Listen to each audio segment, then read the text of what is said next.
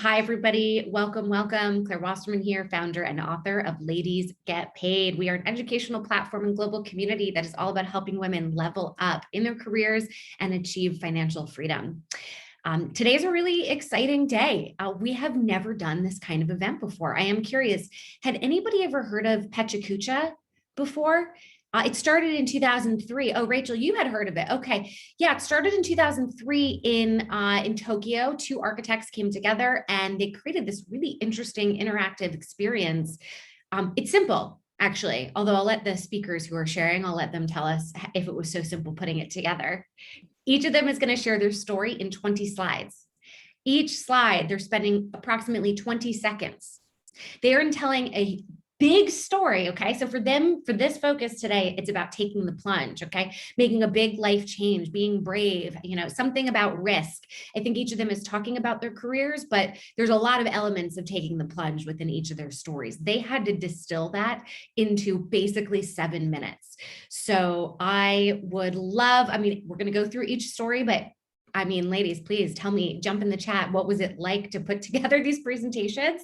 And if anyone else here has attended a PechaKucha or created one themselves, share that in the chat. Our hope is to do more of these with different themes. So definitely a big thank you to our speakers for being our, I was going to say inaugural speakers, but I think one of you said guinea pigs. So I think that was you, Jess. I think we're going to go. They're very cute. Guinea pigs are very cute.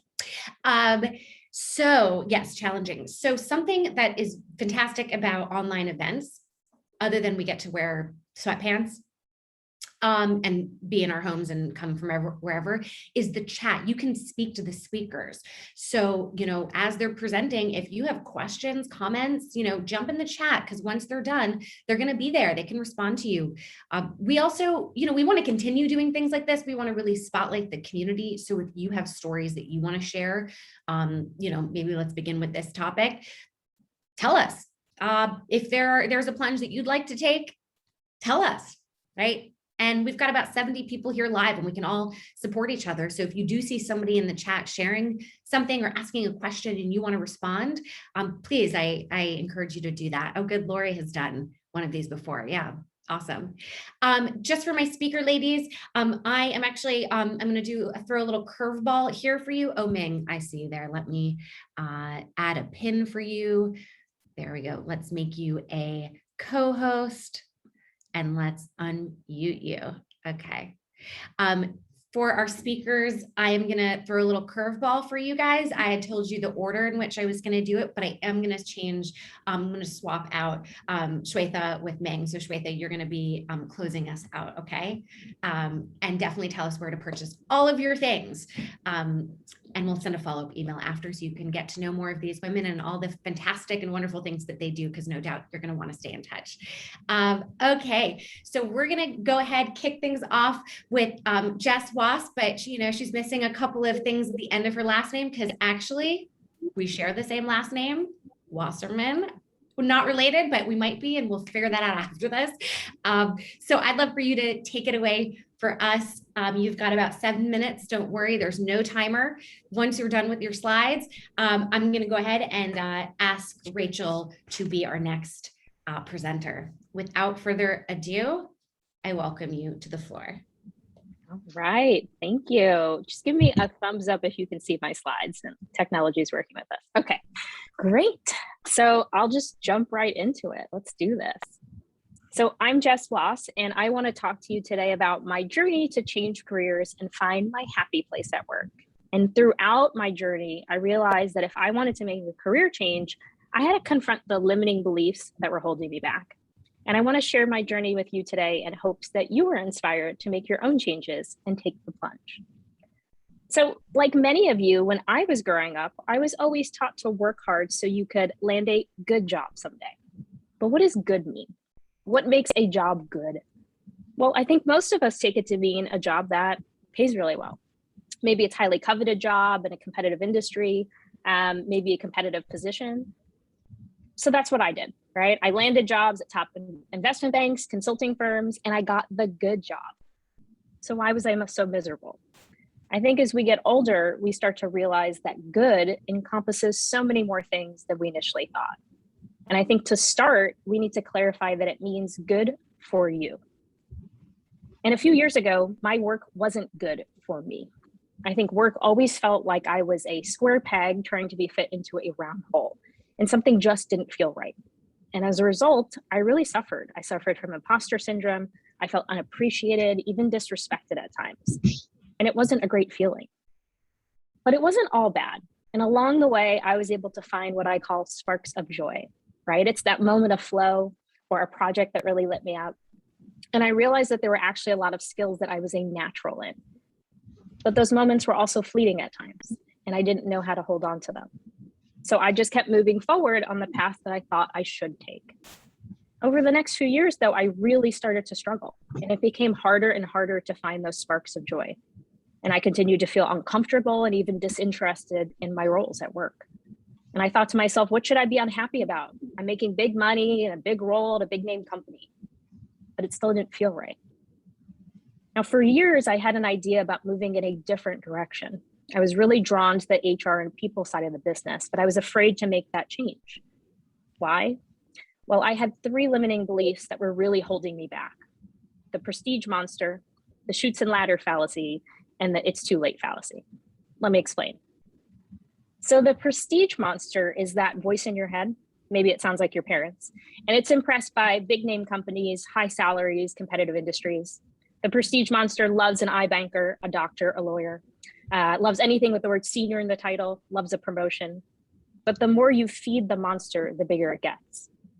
So what happens when we realize what you really want to do lives outside of these coveted titles and industries and roles? What if what I wanted to do generally paid less than what I was doing before? What if others thought of it as less prestigious? These are the questions that the prestige monster preys on. So to overcome this monster, I had to fight back, and I had to reframe these questions so that the answer seemed less scary. So instead, I asked myself, well, what if by doing something that I'm more passionate about and that I'm more skilled in, what if that enables me to be better at my job? Can I become the best in my field? Can I make more money than the average person? What if by doing what I'm more passionate about and skilled in enables me to live a life with less stress? How could that translate to other areas of my life? In the end, I realized that I would be much better off doing something that I'm excited about than to stay with what I was currently doing. But there were still 2 more limiting beliefs to contend with. So you know the children's game Chutes and Ladders? Well, we often convince ourselves that life is like that game. If we step off the career ladder and we try something different, we're going to fall down that chute, and we're going to lose all our experience and credibility in the process, and we'll have to start from scratch at the bottom. So we don't try something new. But this isn't true. We don't lose our prior experience because we try something new. So for example, I was director of ops at 3 different startups. And regardless of what I did next, I was always going to have that experience. It doesn't go away. And that meant I could try something different and build on those experiences in a new career. And that slowly let me push aside that fear. Which brings me to my last limiting belief, and it's a common one. We like to tell ourselves that we are too old to make a change. I told myself this when I was in my late 20s, but it's just an excuse because we're afraid of failure, and afraid of not seeing immediate gratification. So to combat this belief, I had to take a longer term perspective. So I did the following exercise. If we retire when we're 65, if we're lucky, and I'm 30, then I have 35 more years of work ahead of me. Wow.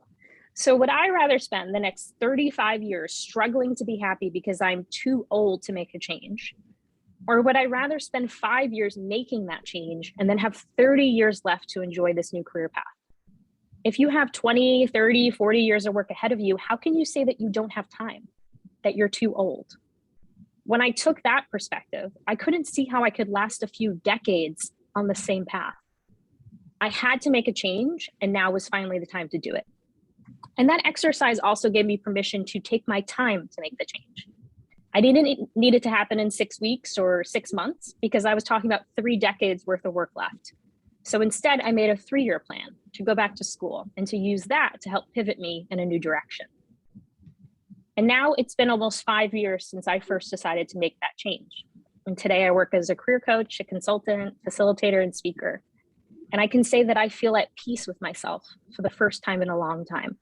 But most importantly, I no longer fear change. So what did I learn in this process? Well, we often define success based on other people's terms when we need to define it for ourselves first. And along the way, we find that we have to confront certain beliefs that are holding us back. But if we can be patient, in the end, we'll find a life with more meaning, fulfillment, and happiness. Trust me. Change isn't easy, but living a life that isn't really yours is even harder. And in the end, I can say that I've never felt happier or healthier. And I hope my story inspires you to take the plunge and to find a good job, whatever good means to you. Thank you. Yay. You are exactly 7 minutes. Wow. I timed it very well. Okay, good.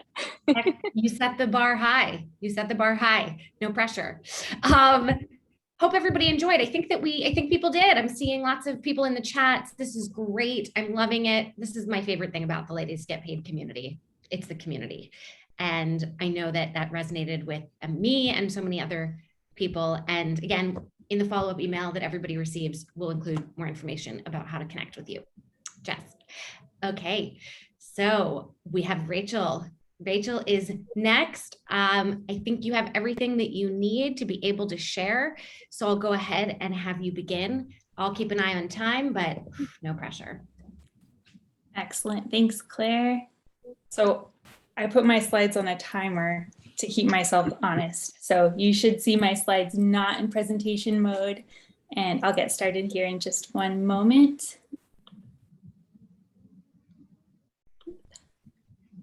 All right. Hello, my name is Rachel Lavallo, and I am here tonight to tell you a story about taking a leap from a large, stable company to a startup. I'll share my why, some practical considerations, and some strokes of pure luck that forced this very risk-averse person to jump. This is my home, the state of Montana. I say this because that's where the pictures I'm sharing were all taken, but also because this story is tied up in this place where building a fulfilling career that also pays the bills can be hard, but the sky is so big, it's hard to imagine living anywhere else.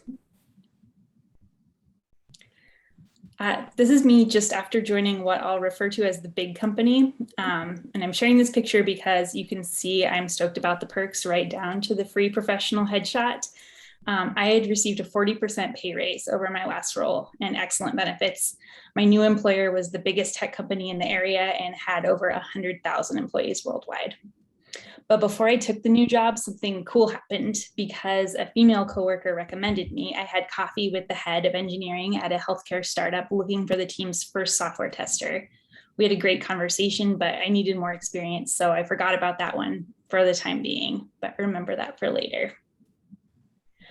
The big company was great at first, even beyond the pay and benefits. I had an annual review process and defined technical and leadership career paths for the first time. And my manager introduced me to SMART goals, which of course stands for specific, measurable, achievable, realistic, and timely, and helped me set and reach those goals. So you're probably wondering, when did things change? And I have to say that honestly, my dreams got bigger first. A mentor once told me, you need to think bigger. And I started applying that to most decisions. How can I think bigger? And that short phrase has shaken up my life a few times now. The big company showed me my worth and a career path, but the work made me feel increasingly like a cog in a billionaire's machine. So I set a personal goal of aligning my job with making a positive difference. And I left it open-ended in terms of the exact difference, timeline, and industry. I just wanted to not feel shitty about my work anymore.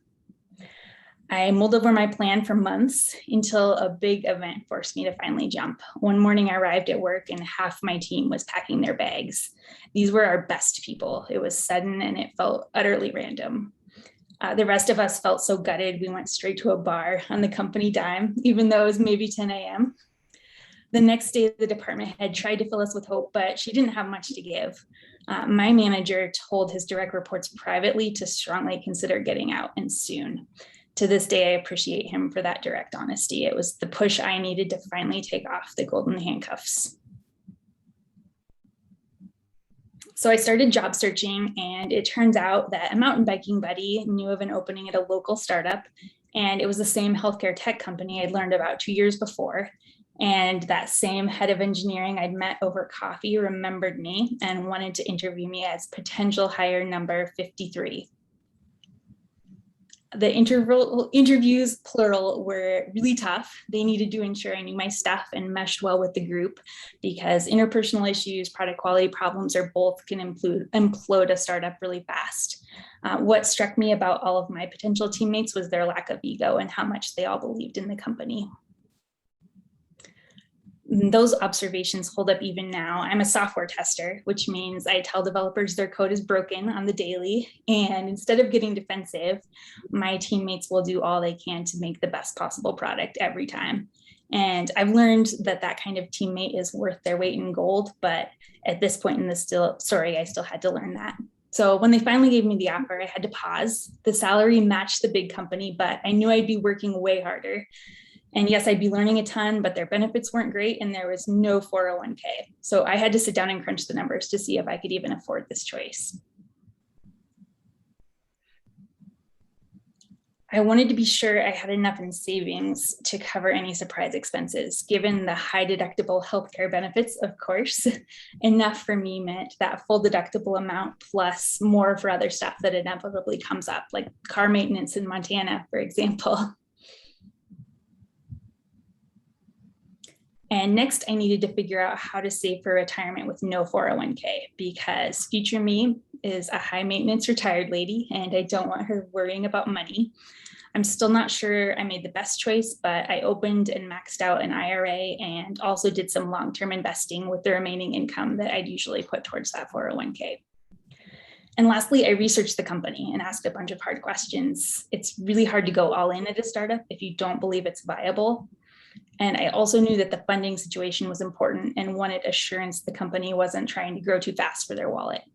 Luckily, some investigation let me know this was the job for me.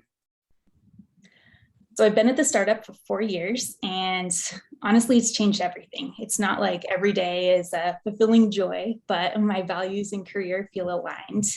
And we wear many hats in startup life, so I was able to grow my skills broadly. And that actually allowed me to switch from software testing to product ownership, effective this week. I've seen the company double in size, but more importantly, the counts of patients treated daily with our software has more than tripled. We make a platform that helps caregivers communicate effectively in emergencies. So knowing those daily numbers are real, positively impacted people makes me pretty proud of my work. So to sum up, my taking the plunge moment was brought on by some events that pushed me, but also that mentor who advised me to think bigger, that female coworker who recommended me to someone in her network, the big company manager speaking the truth, and me being open to a pivot because I'd done my homework. So I'll ask you now, what would happen if you let yourself dream outside of the safe and the normal? What paths have you already started to build for yourself without fully realizing it? And are you ready to jump? So thank you all for your time tonight. And please hit me up in the chat with any questions or find me on LinkedIn.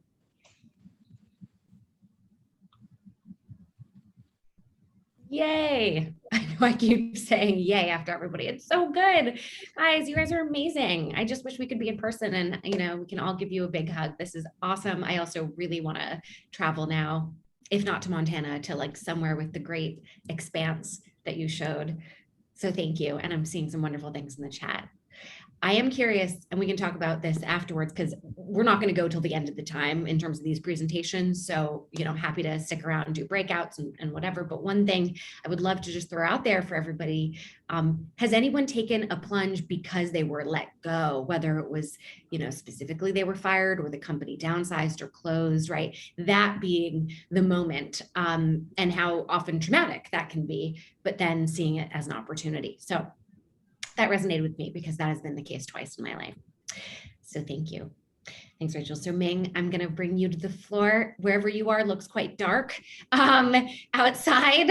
And I know you have a great story, and I think you have the ability to share. So we're here, and so far, so good. 2 people have done 7 minutes. No pressure. Okay, I'll try to do my best. All right. Yeah, it's pretty dark here. It's on the East Coast, and well, it's only, not even 7. So, but fallback time. So, all right. So today I'd like to share my story about how I let my dream job find me instead of chasing it. Because when I started to look for a job, I didn't even know, what I was looking for. But intentionally, I didn't want to restrict myself. But I learned how to make space so that opportunities come to me and how to be more open-minded about it. And so, like, dream job sometimes sounds a little bit cliche, but it's a question that bothers me a lot because, I was thinking when we graduated from school fresh and happy, wanted to change the world and make an impact. But not even after a few years, we became disillusioned, tired, and unhappy. So that was true for me as well. So I wonder how I got there. So some people say, oh, the answer is to be an entrepreneur, to start your own business. Unfortunately, it was not really true for me. We can't all become Claire Westman, right? So I didn't really want to start my business for various reasons. And I have to work for the corporate, for other people. And so my question was, can I be happy if I work in other people's companies, right? And now I feel, yes, we can be happy. And this story kind of coincided with my personal story of becoming a more truer version of myself instead of being this nice girl that I have always been my whole life, putting a smile and basically, listen to what the other people expected me to do. So this is what I was doing fresh out of school. It's very similar to, what Jess was doing. And I felt exactly the same. It was a pretty good paid job, but, good social status, consulting job, everybody from business school kind of wanted to do. But deep inside, I was not really happy and I didn't know why. And I thought I was on the right track. I was getting everything I wanted. But somehow I felt lost and I felt that I was like a hamster on a wheel. I didn't know how to stop. And I was really wrapped up in the work, home, friends, all these kind of life events. And I really couldn't get myself out of that cycle. And at this moment, something happened in my life. First is I came to America. So I have been living in France for almost 10 years before coming here. And so it's a big change. And the second is that I started my master's with Georgia Tech.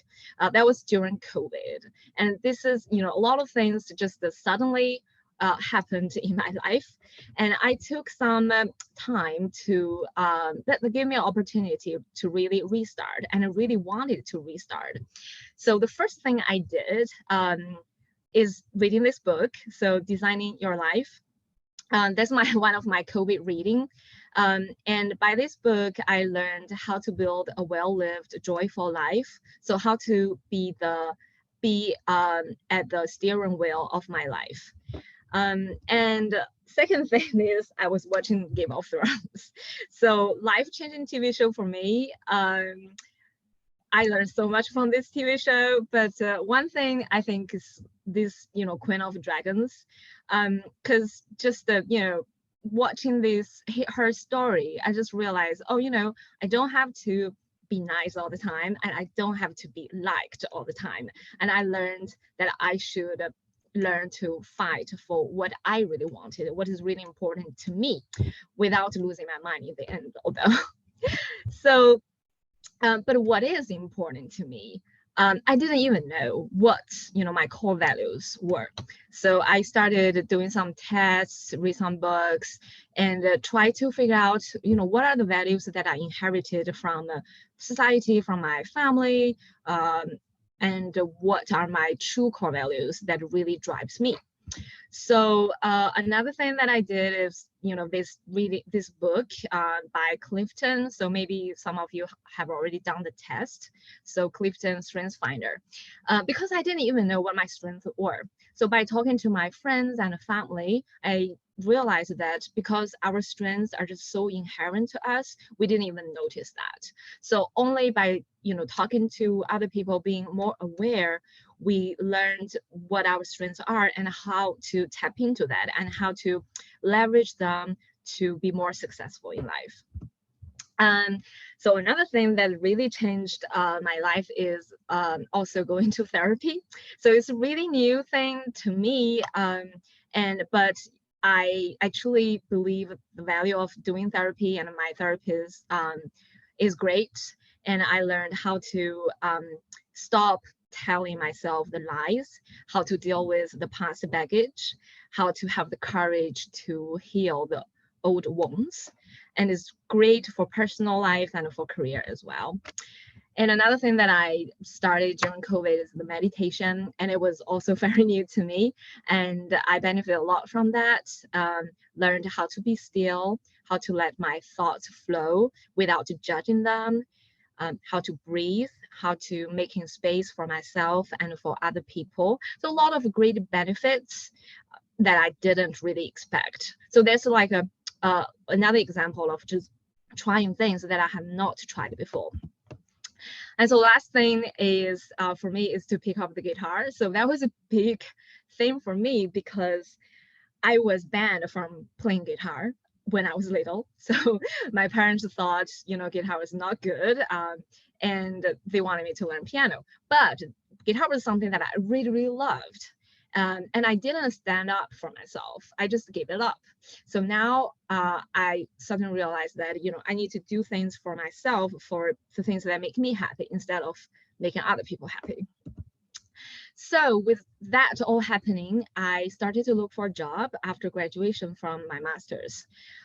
So one thing I did is to stop myself from thinking in a preconceived way. Because when I ask around people like what I can do, so people usually say, oh, you studied data analytics, you're going to be a data analyst. You studied management, you want to be a management consultant. But when I really look at those job descriptions, I thought, no, I didn't want to do that. It doesn't feel right. So what should I do? Well, don't get me wrong, I did all the classic job searching moves. So resume, I leveraged my network, I did a job search on LinkedIn, I cold called people, I prepared for the interviews, and so all these classic things. But I think this time, what I did really differently is that instead of looking outward, looking at the job descriptions, I looked more inward, looking at my inner assets. So basically, what are my core values, what I really enjoy doing, how can I get into that flow status, and try to map my assets with what the organization is really looking for. So that approach is really new to me, just try to, match in a more deeper way. So if the values really match between me and the company. So the results, like nowadays, I just started my new job like 2 weeks ago, and it's a great opportunity. And I felt the company is doing exactly what I was looking for, but I didn't really look for that kind of job when I started. So my job now is about operations in a data processing company that also has a social mission that they serve underemployed people. And when I started, I have no idea, this is going to be the job that I landed. But I think during the process of being open and know exactly what my core values are, I kind of managed to combine my previous experience with the like social value, my inner drivers. So what I want to just share is that this journey is really hard. It took me much more time than I expected, but I learned how to be authentic, how to take the courage to talk to my friends and family about, even sad past experiences, and learn how to accept myself and how to deal with breakdowns. So I think if I can do it, everybody can do it. And I'm sure that many of you have already gone through this journey, like Jess, for example.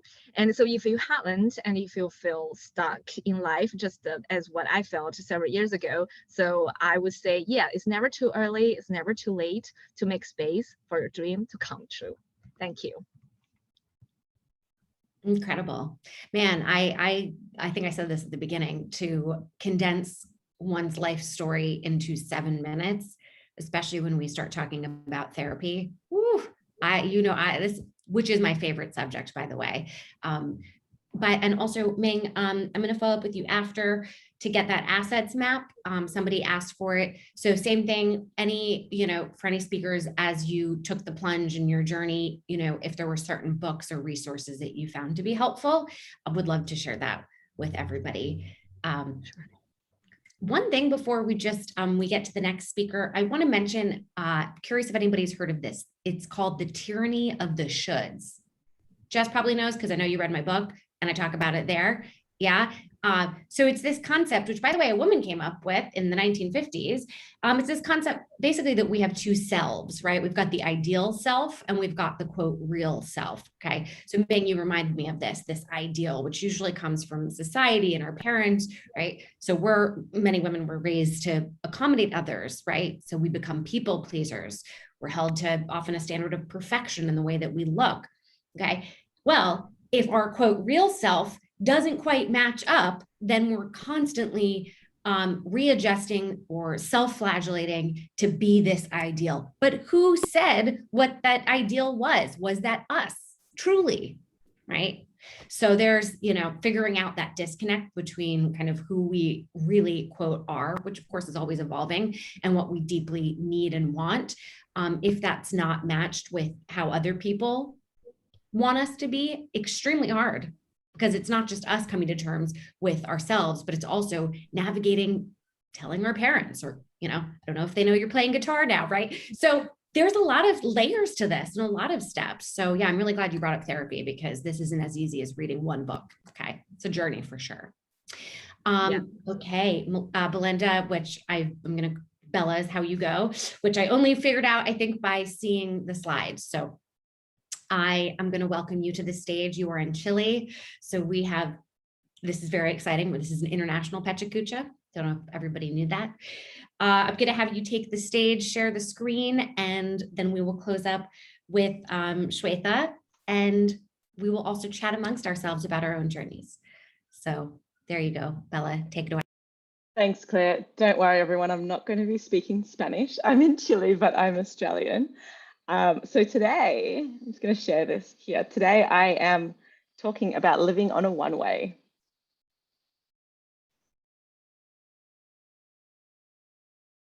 One moment.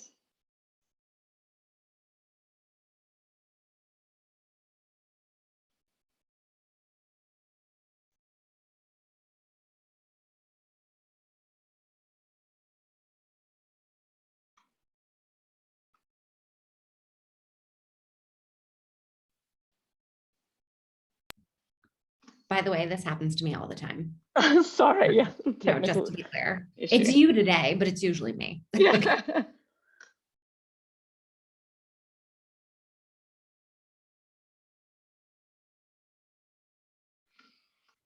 Okay.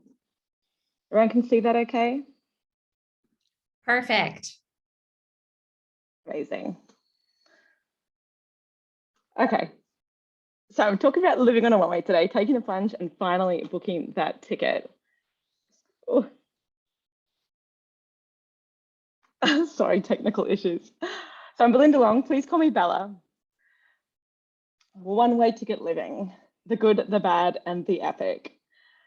So I've been living on a one-way ticket now for 5 years, and I've got some stories to tell you all, but let's backtrack on how it started. So it started out pretty standard. University, office job, long-term boyfriend, nice urban life. And it was good. And I was happy. Or so I thought. I had a good job, but did I feel really alive? Not really. So I had a life-changing trip. And I was 27, and my sister and I booked our dream trip around the world. 3 months, 3 continents. It was amazing. Oh. Sorry. The trip was one of those, damn, did we really make that happen memories? Unfreaking forgettable. Bucket list were checked off, multi-day hikes conquered, exotic lovers discovered, and the cuisine scene was crushed. And then it happens. The epiphany always occurs on a godforsaken drizzly day. So it was spring 2014. I'd returned home, fierce case of post-travel depression after this whirlwind 3-month round the world trip. Returning to normal life, I became restless with this, with the daily grind.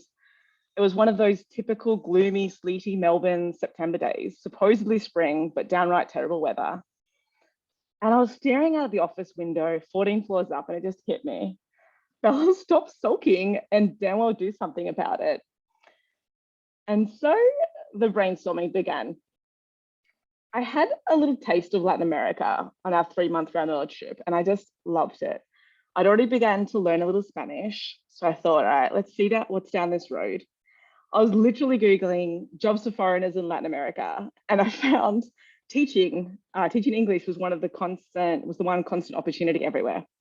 So I enrolled in an online TEFL course, set up a new savings account, and then 3 months out, I booked my ticket. And I tell you, when you book your ticket and you're almost ready, it'll give you that extra kick up the butt to really get your ducks in a row and just do it and actually get on that plane.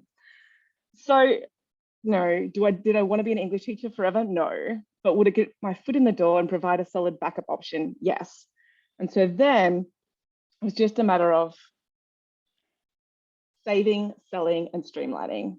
So once I had the gears into motion, I basically just saved as much as possible, sold all the things, and just stepped into this minimalist mode. Living out of a backpack requires you to become ruthless when it comes to possessions. Nothing gets in the bag unless it's practical or essential. And the longer you live on a one-way, the more ruthless you become. Because once you're out there lugging your things down cobblestone streets in sweltering heat, you're cursing yourself for dragging on all these extra things. Okay, so I was set. Now it's time for the goodbyes, soldiering on through the goodbyes. We all hate it, but it's inevitable. But as the one taking off, the grass was definitely greener on my side of the fence. It was adventure time. Saying goodbye is so much more intense when you don't know when you're coming back, but it's also what makes taking off so much more exciting. I had no idea what was going to happen, how long I'd be away for, and when I'd be back. Stepping through that electronic equivalent of heaven's door, the international departures gate, I was one freaking farewell away from bursting into tears, but awfully excited. My friends and family were treating me like this brave warrior taking off on some badass mission. But in actual fact, I had no idea what the mission would entail. And so it very much felt like welcome to the jungle. Stepping out onto my own in a foreign country with barely their language skills, it was one of the toughest things I've ever done, but it was also one of the most rewarding. You learn the law of the land pretty quick, and no, things don't work the same way as they do back home, and you just got to take the good with the bad. Once I found a few expat besties and I made good with the locals, I was able to truly embrace this new normal that I'd created. And then I just loved it. I had time, I had freedom, and I started to write about all these things. And that's when I discovered my inner creative, the one I never knew existed. I remember always saying, oh no, I'm not the creative type. And in hindsight, it was only because I never let myself be. Had I ever tried to write anything before? No. Had I ever tried to start a creative passion project before? No. And so when I started writing just because I wanted to, I just found I really loved it. And then I turned it into a blog, and it turns out lots of other people loved it too. And the thing is, when you finally uncover your inner creative, it's so liberating, but also a sad realization because all those years of potential was just untapped simply because you never explored it.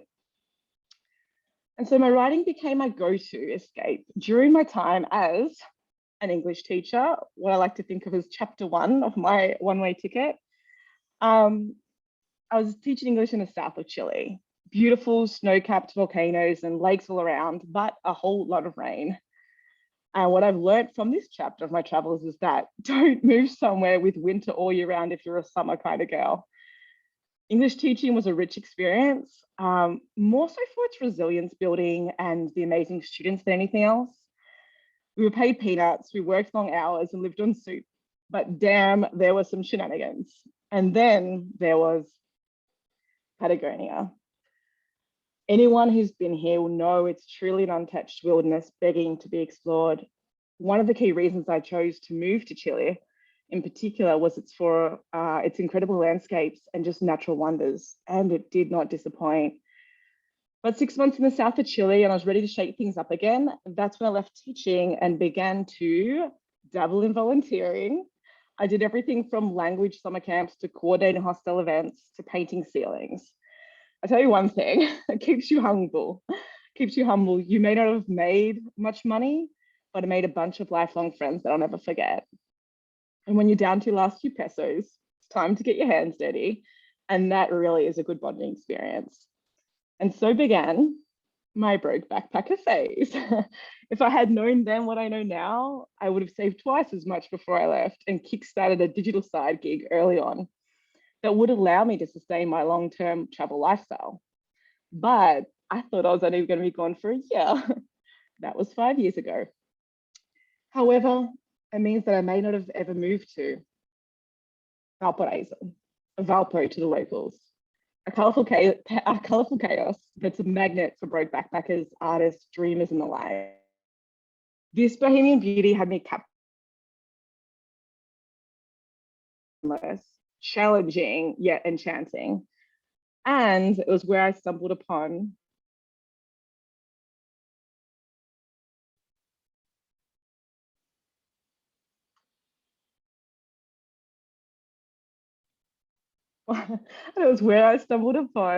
the suspense love of my life. When I left Australia, I was fiercely single and ready to take on the world, not expecting or looking for someone. Actually, more like avoiding it because it made traveling trickier. But when it happens. I knew I had to see what would become of it. And I'm so damn glad I did. He's my partner in crime, my numero uno, my us against the world, we're surviving a pandemic bestie, my compass. And it's funny, because you just don't know that perfect person for you may well be on the other side of the world, just waiting for you to find them. And chapter 3, entrepreneurship. A happy accident, a kind of experiment that went well and one that changed me forever.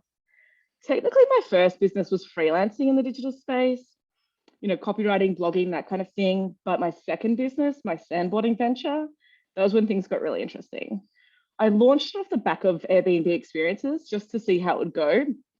And it went well, so much so that in my first quarter, I made more money in one day than my monthly salary from the hostel job I just quit.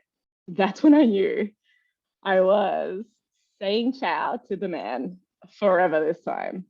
I was done with the slave driving, the sexism, the glass ceiling. It was everywhere. It was every country, every job, even the good jobs. I had enough.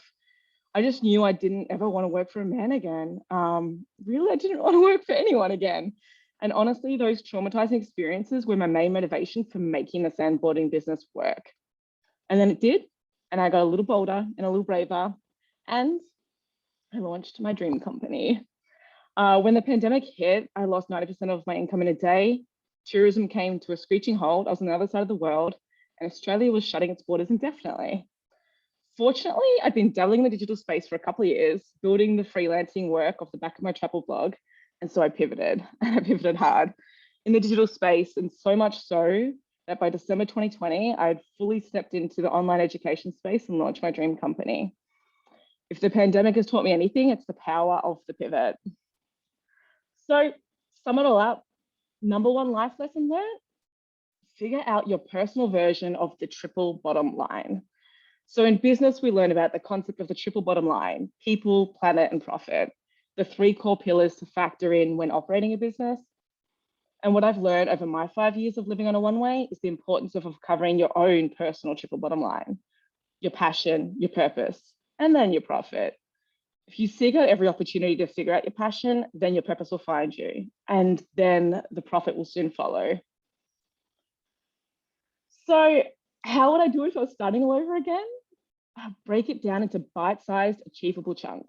If you don't, it'll just seem unachievable. You'll be stuck in overwhelmed mode and you'll stay in the too hard basket of dreams never to be realized. And no one wants that. Thank you.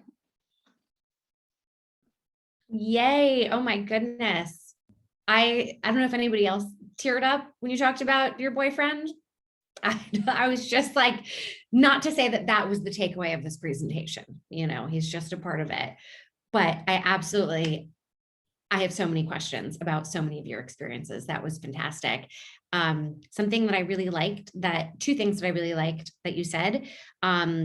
So you talked about like the hardest thing that you've ever done and what that taught you about yourself. So I am curious for everybody here just to take a minute and reflect on something that you did that was very hard, whether you did it or it happened to you, right? An experience and the takeaway you had from that. And if that really informed your next steps in some way, or really taught you something about yourself that you then used in your career. So I thought that was wonderful. And then something else that really resonated was thinking of yourself as like not a creative type.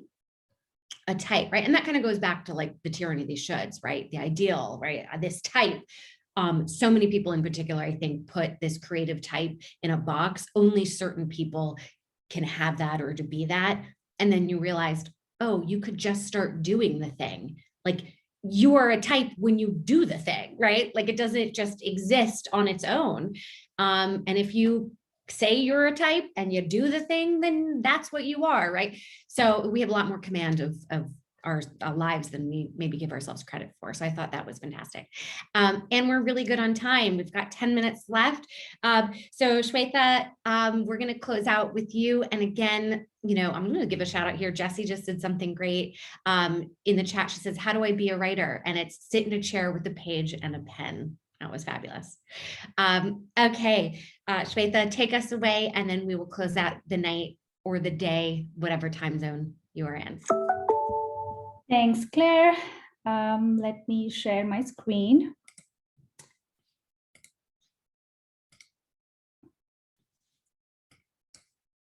I just love how there are so many common elements, you know, between our stories. It's just amazing. All right. Can someone confirm that you can see my screen? Okay, great. Perfect.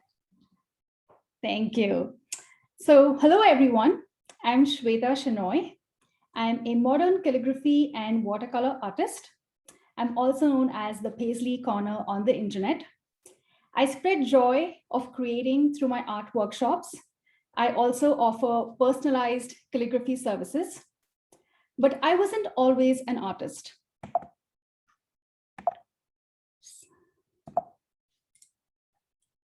I have a master's in computer science, and I worked in the tech industry for nearly 6 years before quitting my job in 2016. So how did I make the transition from the world of tech to art? And what are the lessons I learned along the way? This is my taking the plunge story. Looking back, I think a key moment that shaped my career initially was when I had to pick a major for my undergrad degree. You see, I wanted to do something in the creative space, maybe interior design or architecture. But I grew up in India, where a career in technology is considered a golden ticket to prosperity. And so my family encouraged me to pick computer science, and I did. And that led me to a path that eventually brought me to the United States in 2007 to pursue my master's. Fast forward to 2015, when I'm working at one of the biggest entertainment companies, Marvel. I am good at my job, I'm growing in my career, and it doesn't hurt that occasionally the Iron Man interrupts my meetings. But something is amiss. I am not really passionate about tech, and my job doesn't spark joy in me anymore. So in 2016, after working in the tech industry for nearly 6 years, I took the plunge and quit my job. I had no concrete plan as such, but the basic idea I had was to take that summer off and look for a new job in the fall. Spoiler alert, I never looked for that new job. Instead, I just spent time doing things that really made me happy. Oops. All right.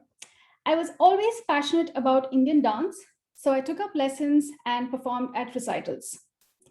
I briefly ran a food and travel blog to satisfy the foodie and the wanderlust in me. I also discovered hand lettering on Instagram and started to dabble with it. Soon after, I came across the 100-day project, where one had to pick a creative project, do it for 100 days, and post it on social media for external accountability. I chose hand lettering to keep my creative juices flowing and joined that challenge. It's now the year 2018, and I'm 2 years into my career break. I've had no desire to go back into the corporate world, but I'm spending most of my time making art and really enjoying it. I had joined the 100-day challenge 2 years in a row, and I was posting it on Instagram semi-regularly. I happened to participate at a local art fair where for the first time, someone I didn't know bought my art, and I couldn't believe it. I was also getting a couple of requests to teach hand lettering, but I had no experience teaching, and I wasn't sure if I would enjoy it. So I volunteered at a local public library and taught my first hand lettering workshop for free, and I absolutely loved it. That's when I realized that maybe I could turn my art hobby into a full-time career. I came across so many self-taught artists that were making a living on their own terms, and I was really encouraged by that. So instead of pursuing yet another job in technology, I decided to pursue a full-time career in art. I started teaching lettering and watercolor workshops. When the pandemic hit, there was a brief period of uncertainty, but soon I started teaching virtual workshops that actually broadened my horizon. In fact, I also did a global workshop where I had over 300 people dial in from all over the world. In the last 3 years, since I started my business, The Paisley Corner, I have inspired over 1,500 participants across 110 workshops. I have taught at numerous public libraries, done private events, and even corporate team building events. It is an absolute joy to be able to inspire others to make art and impart a sense of accomplishment in them. Being a self-taught artist and now an instructor, I realized that everyone is creative. They just don't know it yet.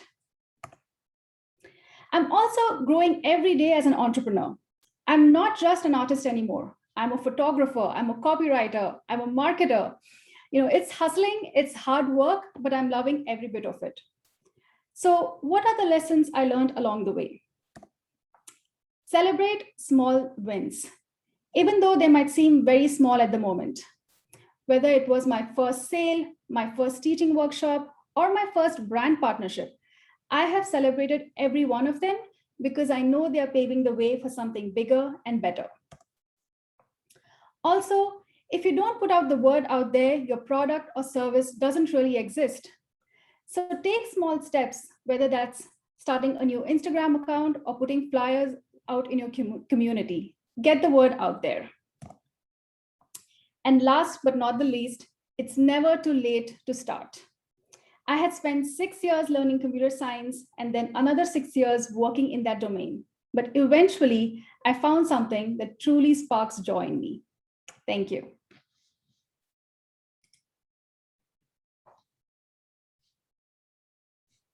Thank you. I know everybody, you're going to get some more Instagram followers after this for sure. Hey. I have a question. When you told your family that you were not going to pursue this very prestigious path and you would put a lot of time into it, what was their reaction? And also I'm curious for any of our other speakers, how you communicated your desire to take the plunge with the people around you. So yeah, tell me more. It's so interesting. Like once I became, I guess, an independent working adult, my parents or my family rather, were very supportive. Like even my husband, he was really supportive. I guess I was not that little girl anymore who had to be like, handheld and directed in a certain direction. And they saw that it made me so happy. So my mom is my biggest cheerleader now. She posts on every Instagram post, and it's really cute. So yeah, they've been really supportive, and I'm really grateful for that. Oh, fantastic. I love that. Anyone else, any of our speakers, what their experience was in telling the people in their lives that, I think I'm going to make a change. Yeah, Bella, do you want to go ahead? Yeah, it's a tough conversation because when you're back home and I lived in Melbourne for 10 years and do the thing, people kind of have this expected, oh, Bella's this person that does this and whatever. And when you kind of shift that and say, throw a spanner in the works, that we're just going to change that up. It makes other people uncomfortable. And so I actually didn't tell a lot of people that I was leaving until I was just about going. But when I had that conversation with my mom, and I remember her distinctly saying, okay, but I had to show on the map where Chile was in South America and stuff. And she'd say, and what happens if you don't get a job? And, and I said, Mom, you taught me to be resilient. I'll find a way. I'll find a way to make it work. I have faith in myself.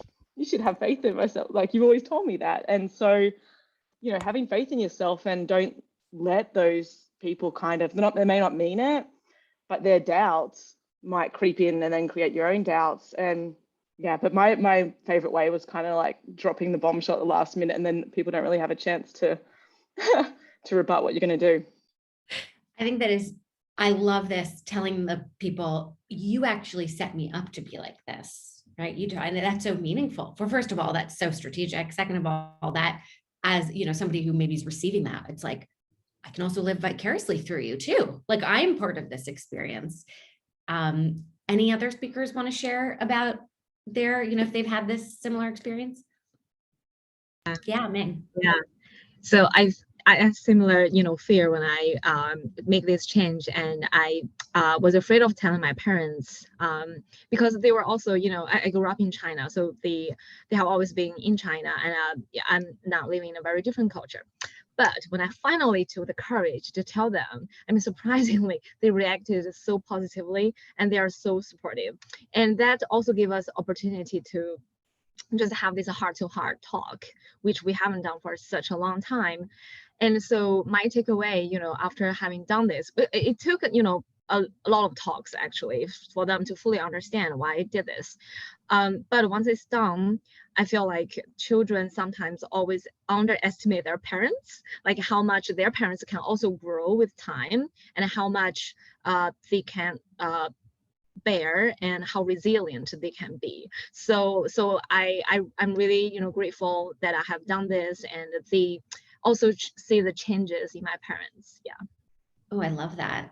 Yeah, that's it's so great. I have another question, and obviously, Rachel and Jess, feel free to jump in and respond to my first question, but let's talk about money for a second. And again, thank you to our speakers, because y'all didn't know I was going to then have a panel discussion after your presentations. This was just so good. Where money is factored into this. I know, Bella, you were in the chat talking about savings, because at the end of the day, the ability to change your life, it depends on how much money you have in your bank account. And that's why we do money stuff, because as much as we're here to help people in their careers, the strongest negotiators are the ones who are able and willing to walk away. You don't have freedom and independence without money. So for you all, I don't know who wants to maybe jump in first to talk about whether it was savings or, was it logistics? Was it mindset shifting? Was it a different kind of budget, right? Because at the end of the day, it's not so much what you make as what you spend. So yeah, take the floor, whoever is most passionate to respond. I can jump in. Sure. I've made several shifts in my career along the way, and I've taken several very large pay cuts along the way. And I think I first have to acknowledge that I do come from some sort of privilege. I knew that the worst that would happen was that I wouldn't end up on the streets. My parents lived on Long Island. I was living in New York City. I could always move home. And I recognize that not everyone's in that position. So I have to just acknowledge that privilege. But knowing what the worst case scenario was gave me the strength to say, well, let me just try it. There's a backup plan. I may not want to live with my parents, but I can, right? So let me roll a dice. And then planning and saving is important. It's why I started off my career in high-paying jobs. I didn't know what I was going to do, but I saved a lot of that money. And when I did take a huge pay cut working for a startup, I had to put a budget in place for the first time. But I found it really important. It's an important life skill. So I think everyone needs to go through that process. And when I made my final change to career coach, I mean, I was starting in 2020 and I thought I had a giant consulting contract, and then lost it because of COVID. And so having, money, and when you don't have money, you figure out a way to make money. So have an idea business plan of like, what are the different revenue streams that you could do? And then when the fire comes out, like you will find a way to make it work. Or, worst case scenario, I will go out and find a job, right? You can always find some job to get you money if all you need to do is pay the bills, but take the chance on yourself, because you'd be surprised what you can come up with when you have to. Fantastic. I remember when I've been fired twice and then let go because the company was closing. So this happened to me 3 times. And I remember the first time I came home, I was living in New York.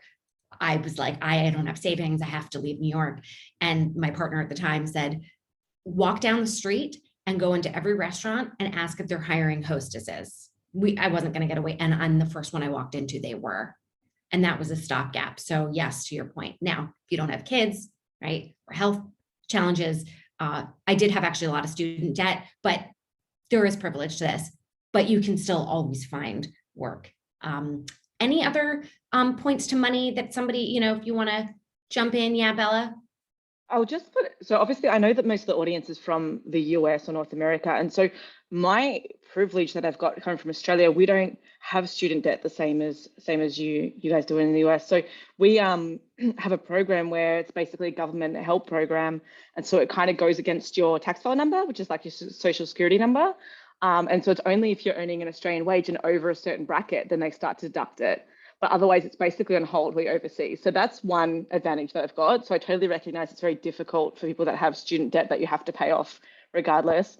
The second thing is, and I'm very happy to be transparent about money, but to save when I went out on the one-way ticket, after flights and everything booked, I had $5K in the bank. And I had a trip I was traveling through Central America on the way down to South America. And most of that was all booked. So it was pretty good. But that would have been enough if the salary was decent down here, but the full-time equivalent teacher salary was $500 US a month, and I was working 8 a.m. to 8 p.m. at night.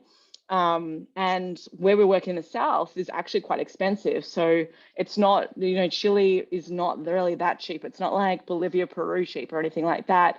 So we weren't going out or anything like that. Like our teachers were in the house and, we were camping when we were traveling. So it was pretty tough. And so I think the thing is, once you're out here, you're not going to be making that same money that you are already in your job. So definitely save as much as you can.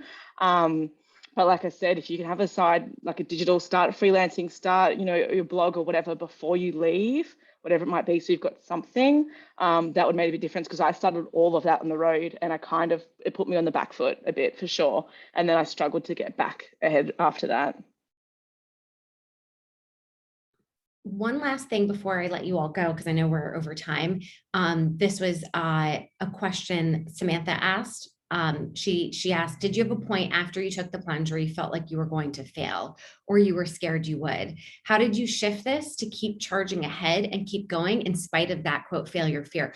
Fabulous question, because today's focus was let's just take the jump, but we didn't really, go into like, once you've taken the jump, did you ever feel like you wanted to get back? Did you feel like you made a mistake? Like, how did you keep going? So that I think we'll close out with a comment or two on just continuing to move forward. And I think we're all still in that position, I know I am, especially with COVID and what damage that did to our business. So does anybody want to jump in to respond to Samantha? I saw Shweta, you did respond in the chat. So do you want to just pick up on that? Yeah, you definitely have those moments, where you're like, oh my God, this isn't working out, or I'm not growing as fast as I want to, or my work is not good enough. You really have to just keep pushing through. At least for me, like going back is not an option right now, because I'm just so much more happier Even in my worst moments as an entrepreneur, I'm so much more happier, peaceful internally than when I was working at a 9-to-5 gig and having so much stress, where it was affecting my health and, my mental health. So you just have to get over it. And then again, go back to just taking small steps, every single day. I guess that's my mantra. Yeah. And the why, why are you doing this? Especially if you're doing anything that's mission driven or vision driven. And then I always say, figure out what makes you the most anxious. Is it not having money but then working for somebody else, right? Is it, maybe working for somebody else and having less money? I realized I'm okay with financial instability to a certain degree, but I'm not so okay when I work for somebody else. That actually gives me more agita. So it's this kind of constant cost benefit analysis of different factors in your life, which of course changes as the different parts of your life phases change. If you've got children or, because you really sort of can't have it all. Well, get back to me once I'm very wealthy, perhaps I will have it all, but there will be other problems. Well, thank you all for being here. We're 10 minutes over. I really appreciate, first and foremost, our speakers. This was not an easy task to do, and especially to be the first ones in this new kind of format. I think we're going to keep going. I've already gotten some great feedback from people here. So let's do another one. I'll be sharing this video with the next round of speakers. So you all like I said, set the bar high. Thank you for those who are here in person or watching after the fact. We believe in you, whether or not you are about to take the plunge or just want to live vicariously through all of us. Life is short. So, your life, in my opinion, is only as big as the risks you're willing to take, but with a plan and with savings. Yeah, that's the fine print. Have a wonderful rest of your day. And hopefully we'll see you at another Ladies Get Paid event, ladiesgetpaid.com. And of course, ladiesgetpaid.com/book. Until next time.